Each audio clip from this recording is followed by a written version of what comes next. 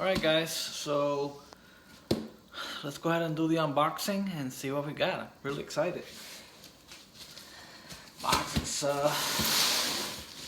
really comes with those Dillon staples.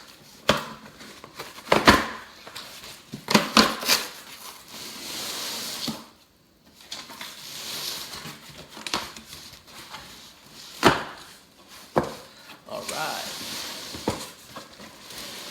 So the typical molded foam for Dillon. And yes sir. See? Comes with some bushings and Allen keys and all that. Instruction manual. This is the small primer tube.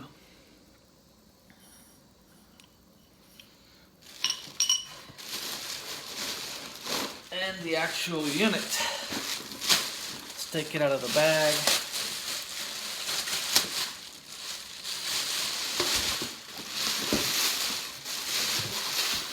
Alright guys, look at that.